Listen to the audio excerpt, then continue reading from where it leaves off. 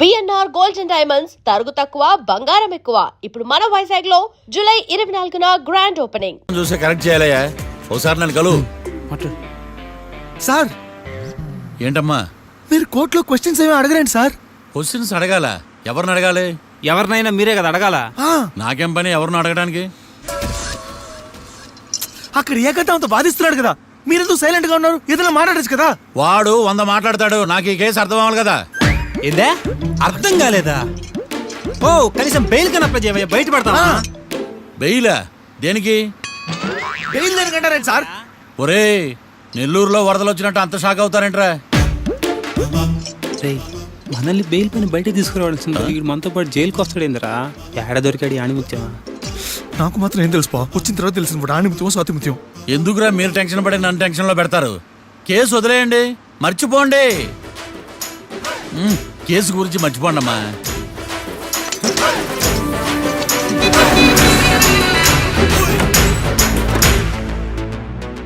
నేను నీ గురించి ఎంతో ఎక్స్పెక్ట్ చేశాను. నిన్ను నా రోల్ మోడల్ గా తీసుకున్నాను, కానీ కోర్టులో నీ పర్ఫార్మెన్సెస్ నాకు అర్థం కావట్లేదు. రోల్ మోడలా? నా పర్మిషన్ లేకుండా నన్నెందుకు రోల్ మోడల్ గా తీసుకున్నావు? చూడమ్మా, లా చదివితే లాయర్ అవుతావు, నన్ను ఫాలో అయితే ఫూల్ అవుతావు. ముందు నువ్వు కూర్చోమ్మా, కూర్చోమ్మా. రాకిని కళ్యాణ్ని విడిపిస్తావని నేను తీసుకొస్తే నువ్వు వాళ్ళతో పాటు జైలుకి వెళ్ళడం ఏంటి? Intelligent question. నాకు సమాధానం కావాలి. చూడమ్మా, కోర్టులో ఎలా ఉండాలో ఒక్కొక్క లాయర్ ఒక్కో దారి ఎంచుకుంటాడు. నేను ఈ దారి ఎంచుకున్నాను. నేను కూడా లా స్టూడెంటే కదా మావయ్య, నన్నేమైనా హెల్ప్ చేయమంటావా? ఒక పని చేయి, జడ్జి నాకు ఫైన్ వేస్తూ ఉంటాడు, నువ్వు ఫైన్ కట్టినా నిడిపిస్తూ ఉండు. అదే నువ్వు నాకు చేసే హెల్ప్. అది కాదు మావయ్య. అంతే. అంతేనా? Practice makes everyone's perfect. Okay.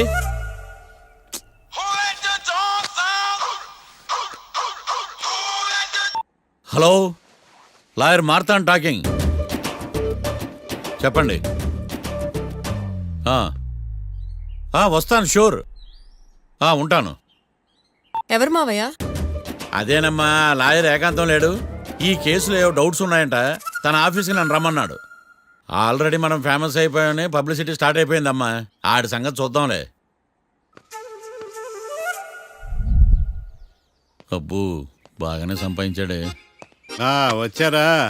మా ఆఫీస్కి వచ్చినందుకు థ్యాంక్స్ సుమి. సుమి ఏంటంటే జిమ్మీలాగా?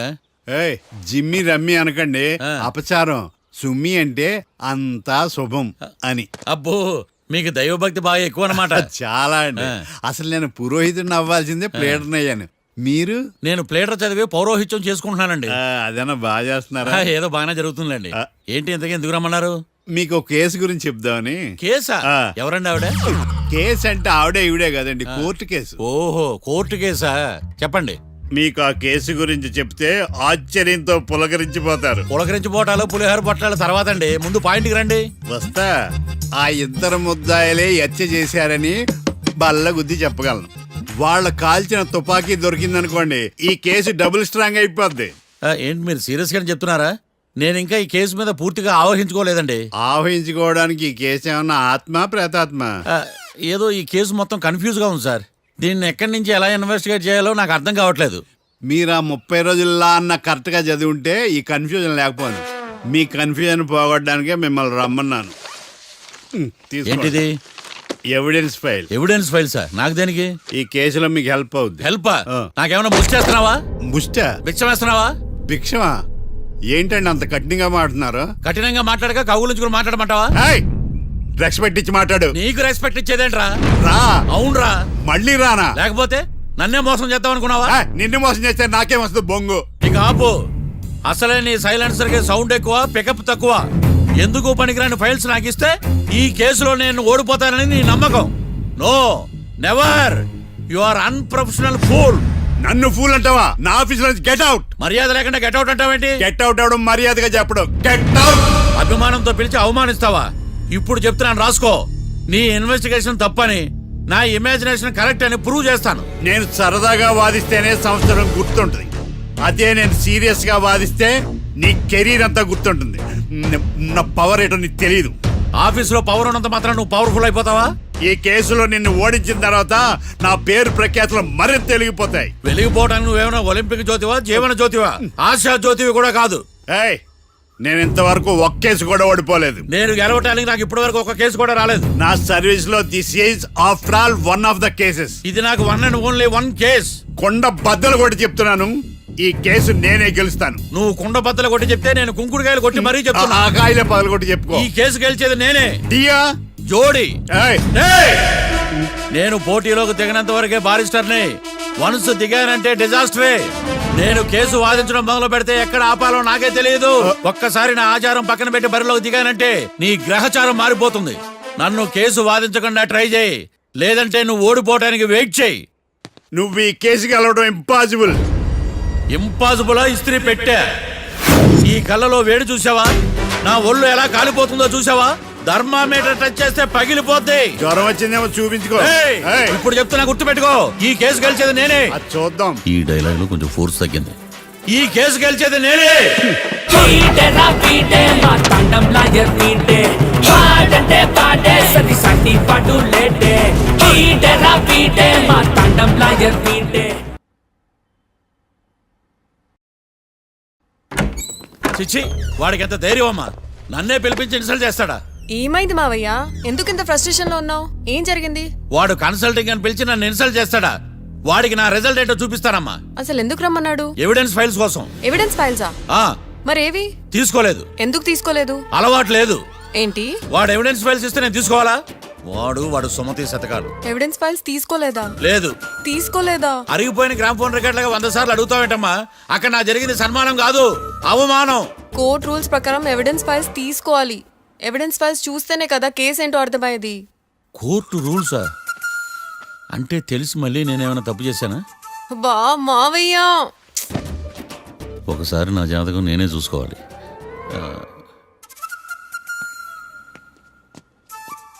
అమ్మ కీర్తి, నువ్వేం బాధపడకు. ఆ ఫైల్స్ తీసుకొచ్చే బాధ్యత నాది. బావా బావా, వినపడతాను చెప్పా.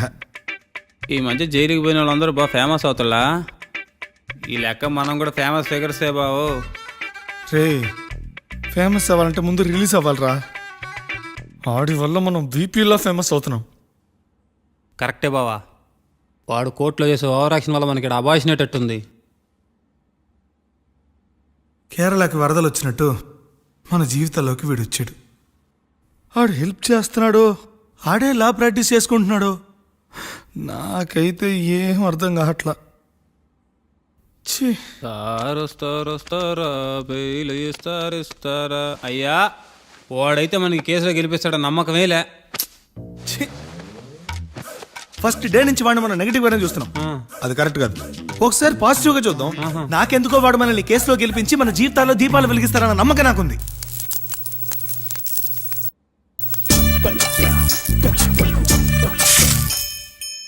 ఇదేం ట్విస్ట్ మావా? ఇంక చాలే పడుకో.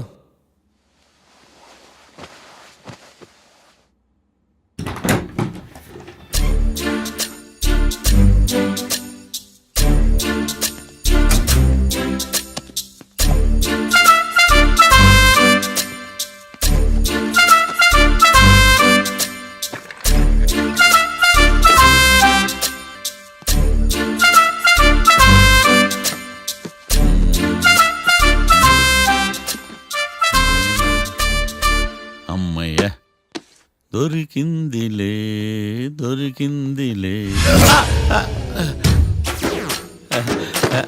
నమస్తే సార్. ఇవి ఎవిడెన్స్ ఫైల్స్ కావా? మళ్ళీ దెబ్బడిపోయింది. జంగిలీ పనులు చేయడానికి సిగ్గులేదు నీకా? ఏమిటి సుమి, ఈ వేళప్పుడు నా ఆఫీస్కి వచ్చావు? ఓ, ఎవిడెన్స్ ఫైల్ కోసమా? ఇది సినిమా కేసులకు సంబంధించిన ఫైలు. లా ఒక్కింత లేదు, చదివాడు గాని. ఒక్కలో తమను పగలంటారా నీ బోందా? School పిల్లకాయ rubber మింగేసినట్టు గమ్మునుంటావేంటి? మాట్లాడు. ఎవిడెన్స్ ఫైల్ ఇచ్చినప్పుడు తీసుకోకుండా ఇప్పుడు వచ్చి గుడిసాడు పనులు చేయడమేంటి? అప్పుడు తీసుకోవాలనిపించలేదు, ఇప్పుడు అడగాలనిపించలేదు. అందుకే ఇలాగా. చూసారా సార్, సిగ్గు లేకుండా ఎంత మూర్ఖంగా మాట్లాడుతున్నాడు. ఈడొకడు సుమి సుమి అంటూ నా ప్రాణాలు తీస్తున్నాడు. సార్, ఆ. ఎప్పుడు నెగటివ్ గానే మాట్లాడతారు, పాజిటివ్ ఉండదా? ఏం ప్లేడరో గొంతు లేస్తుందే. బ్యాట్స్మెన్ బౌలర్ కలిసి ఎంపైర్ దెబ్బేసినట్టు మీ ఇద్దరు కలిసి నన్ను టార్గెట్ చేశారండి సార్. అసలు నువ్వు చేసిన పనికి పోలీస్ కంప్లైంట్ ఇవ్వాలి. ఈ విషయం బయటికి తెలిసిందనుకో పరువు పోదు సార్. ఇది ఏమైనా బయటకు చెప్పుకునే విషయం అండి? పరువు వద్దని తెలిసినప్పుడు ఎందుకు చేశావు? నీ తెక్క దశలు చూస్తా ఉంటే నా రక్తం ఏరులై పారుతుంది. పెన్నా నదిలోనా కృష్ణా నదిలోనా సార్? చింత పిక్కల సాకులు చెప్పడానికి సిగ్గులేదు నీకా? సరే సార్, నేను బయలుదేరుతున్నాను. ఆగో, ఆ, ఇదిగో ఏకాంతమో ఆ ఎవిడెన్స్ ఫైల్ ఇచ్చి వీడి పీడ వదిలించకూడదా? ప్లీజ్. సరే సార్. ఇట్లా అందరికి చెమటలు పెట్టించే బదులు బెయిల్కి అప్లై చేయొచ్చుగా. బెయిలా? దేనికి? బెయిల్ దేనికంటావేంది? బెయిల్ దేనికిస్తాడో నీకు తెలియదా? నీకు తెలుసా? ఒక్క లాయర్ జడ్జి అడిగే ప్రశ్న అయితే ముచ్చుకో మాలూం. మాకు మాలూం. అయితే అప్లై చేయొచ్చుగా. మీరు ఎప్పుడు పడితే అప్పుడు బెయిల్ ఇస్తే నేను తీసుకోనండి. నాకు అవసరమైనప్పుడే నేను తీసుకుంటా. ఇదిగో evidence file. Thank you sir. ఎవరి చేతనా చదివించుకో, బయలుదేరు. ఆ, పైత్యానికి కూడా ఒక పద్ధతి ఉంటది, పిచ్చికి కూడా ఒక ప్రోగ్రెస్ ఉంటది. వీడిది పిచ్చో పైచో అర్థం కావలేదబ్బా. ఎర్రి. ఆ? వాడు చెప్పింది కరెక్టే అండి. ఆడికా మనక ఎర్రే.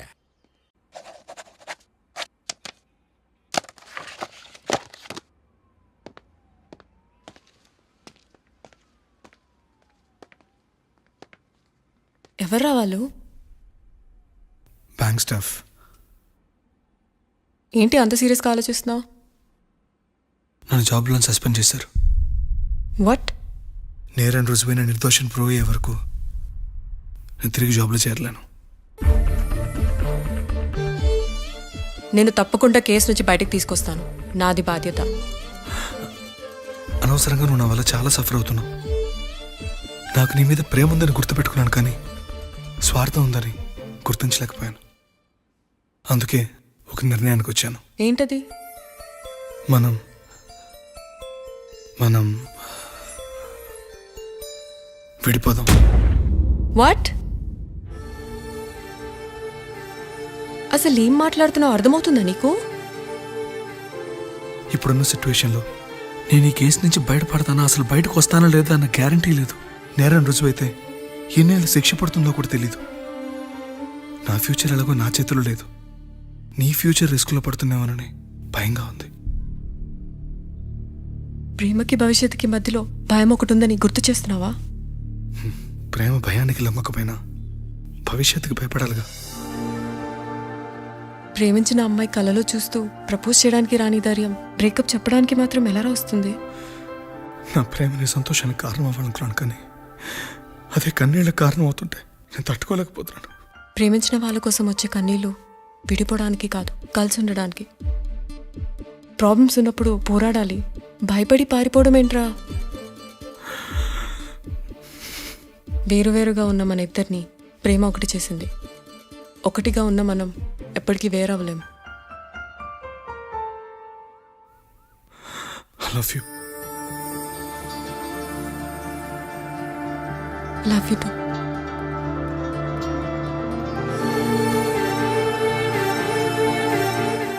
సముద్రాన్ని దాటి ప్రేమని జయించడానికి ఇది రామాయణం కాకపోవచ్చు, కానీ ఎన్ని కష్టాలు వచ్చినా ఈ సీత నీకోసం ఎదురు చూసిందని మర్చిపోకు.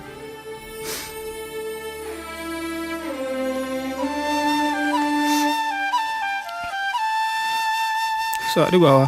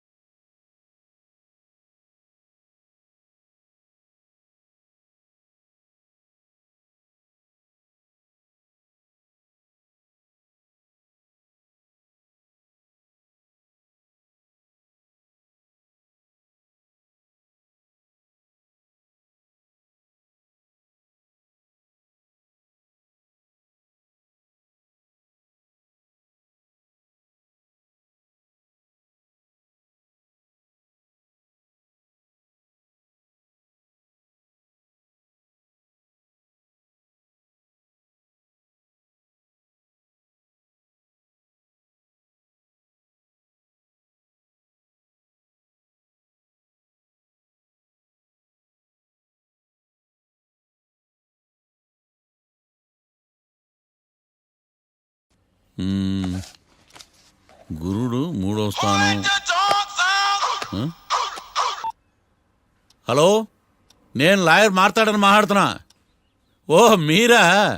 మీ అబ్బాయి జాతకం ఇప్పుడే సరి చేస్తున్నా. మీరేం టెన్షన్ పడకండి. మీ అబ్బాయి పెళ్ళికి మంచి ముహూర్తం పెట్టే బాధ్యత నాది. నన్ను నమ్మండి. ఉంటాను. ఎవరు మావయ్య ఫోన్లో ముహూర్తం పెడతానంటున్నారు? అదేనమ్మా, కొత్త కేసు ఒకటి వచ్చింది. టేకప్ చేసే ముందు మంచి ముహూర్తం చూద్దామని. కొత్త కేసు ఏంటి మావయ్య? ముందు నువ్వు కూర్చోమ్మా, అసలే ఎండను పడొచ్చావు. ఇంకేంటమ్మా కబుర్లు? ఇప్పుడు మళ్ళీ కొత్త కేసు దేనికి? ఉన్న కేసుకే బెయిల్ అప్లై చేయట్లేదు నువ్వు. చూడమ్మా, బెయిల్ తీసుకోవటం నాకు చేతకా కాదు. నా ఫస్ట్ కేసులో డైరెక్ట్గా వాళ్ళు కేసు గెలిచాక బయటికి రావాలి. అంతేగాని బెయిల్ తీసుకుని బయటకు వస్తే నాకు అవమానం. నన్ను నేను తగ్గించుకున్నట్టు అవుద్ది. ఇది నా సెంటిమెంట్ అమ్మా. నేను ఫిక్స్ అయ్యా, నువ్వు కూడా ఫిక్స్ అయిపో. అంతే. అంతేనా? అంతే. Sir snacks time. ఈసారి ఏ గుళ్ళోదిరా? గుళ్ళోది కాదు, మా ఇంటానికి కైప్సాం భజన జరుగుతుంటే 2 దండాలు పెట్టి 4 కప్పులు తెచ్చేసా. బయటికి వెళ్ళరా. చాలా బాగుంటాయి సామే. హలో, ఏందో ఈయన ప్రసాద్ తినే ప్రాప్తే లేదు. ఇది కూడా మనకే. ఏమ్మా, ప్రసాదం ఏమైనా తింటావా? అసలు నువ్వు ఎందుకు వచ్చావమ్మా? ఏం లేదు మావయ్య, మీరు ఇచ్చిన ఎవిడెన్స్ ఫైల్స్ ని స్టడీ చేశాను. మర్డర్ జరిగిన ప్లేస్కి వెళ్ళి ఇన్వెస్టిగేట్ చేసి ఈ కేసుకి సంబంధించిన నోట్స్ ప్రిపేర్ చేశాను. Very good. ఒక్కసారి నువ్వు ఈ ఫైల్స్ చెక్ చేస్తే ఈ కేసుకి హెల్ప్ అవుతుందేమో మావయ్య. అది అక్కడ పెట్టేళ్ళమ్మా, నేను తర్వాత చూస్తా కదా. ప్లీజ్ మావయ్య చూడండి ఒకసారి. అలాగేనమ్మా, అక్కడ పెట్టు. నువ్వు బయలుదేరు. రే, పాపకు ఒక ఆటో చెప్పు. ముందు ఈ జాతకం సంగతి చూడాలి. యువర్ ఆనర్, ఈ కేసు ఇన్వెస్టిగేషన్ సంబంధించిన పేపర్స్, ఫోటోస్, ఎవిడెన్స్ కాపీస్ ని కోర్టు వారికి సబ్మిట్ చేస్తున్నాను.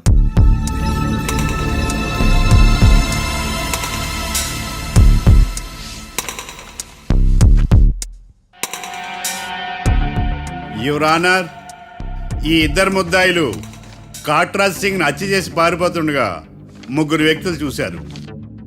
ఆ 3 సాక్షుల్ని కోర్టులో ప్రవేశపెట్టవలసిందిగా మిమ్మల్ని కోరుకుంటున్నాను. Permission granted. భద్రం భద్రం భద్రం.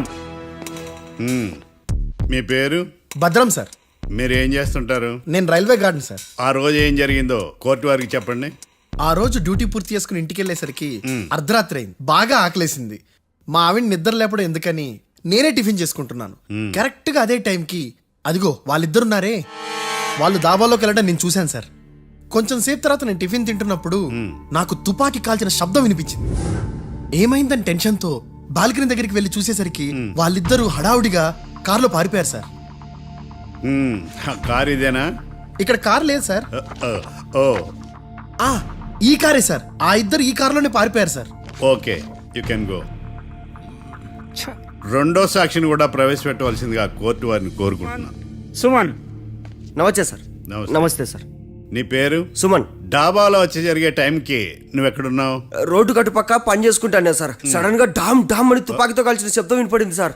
నేను కంగారు పడి డాబా వైపు చూసేసరికి ఆ 2 కుర్రాళ్ళు డాబాలోంచి పరిగెత్తుకుంటూ వచ్చి కారెక్కి పారిపోయారు సార్. నువ్వు చూసింది ఈ కారేనా? ఈ కారే సార్. సేమ్ జిరాక్స్ ఈ కారే sir. Okay, you can go.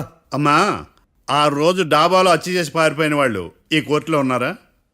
ఉన్నారు. వాళ్ళని గుర్తుపడతారా? అదిగో వాళ్లే.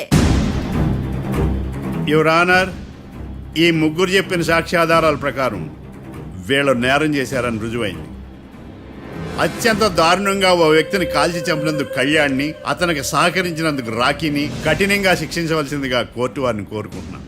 That's all your honour. Mister defence lawyer, mister Marthandam,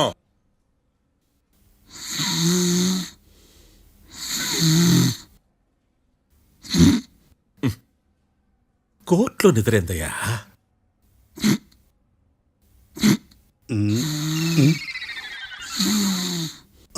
ఇతను లాయర్గా ఎందుకు పెట్టుకున్నారయ్యా? మార్తాండం గారు. మిస్టర్ మార్తాండం, చర్చి గారు వాదించమంటున్నారు. కేసు విచారించండి. సార్, ఆ ఏకాంతం చెప్పిందంతా సొల్లండి. వాడి మాటలు నమ్మకండి. That's all your honour. దీన్ని తీవ్రంగా ఖండిస్తున్నా యువర్ ఆనర్. ఇతను సొల్లు గిల్లు అని అన్పార్లమెంటరీ లాంగ్వేజ్ వాడుతున్నాడు. లా చదివాడా, ఎల్కేజీ చదివాడా? నేను కూడా తీవ్రంగా ఖండిస్తా ఉండాలి. లేవయ్యా, మీరు కూర్చోండి. సొల్లు అనే మాటను కోర్టు రికార్డుల నుంచి తొలగిస్తున్నాను. మిస్టర్ మార్తాండం. Yes sir.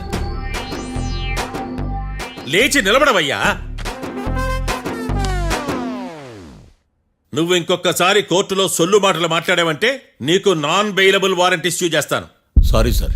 సాక్షులు ఇచ్చిన స్టేట్మెంట్స్ ప్రకారం నీకేమైనా డౌట్స్ ఉంటే నువ్వు వాళ్ళని విచారించవచ్చు. అబ్బే వాళ్ళతో నాకు పెద్ద పరిచయం లేదండి. కానీ ఒక డౌట్ ఉంది. ఏందద్యా? వాళ్ళు నిజమైన సాక్షులా దొంగ సాక్షులని? దొంగ సాక్షులా? ఆ, అసలు ఆ డౌట్ నీకెందుకు వచ్చింది? అదే సార్, ఆ ఏకాంతం వాళ్ళని విచారిస్తున్నప్పుడు వాళ్ళు బట్టి పట్టి మరీ చెప్తున్నారండి. బట్టి బట్టి చెప్పడం ఏంట్రా? వాళ్ళు బట్టి పట్టినట్టు నీకెలా అర్థమైంది? ఎందుకంటే నేను కూడా బట్టి పట్టి చెప్తాను కాబట్టి. ఆహా, ఇది నిజం సార్. నీ ఎర్రి ఇంకా తగ్గలేదురా. కోర్టులో నిద్రపోయినందుకు గాను డిఫెన్స్ లాయర్ మార్తాండం గారికి 3,000 రూపాయల జరిమానా మరియు 18 గంటలు జైలు రిమాండ్ విధించడమైనది. నీకు దండం రా నాయన. ఈడైనా రోజు జైలుకి వస్తున్నాడా? ఈ కేసును ఎల్లుండికి వాయిదా వేయడం అనేది.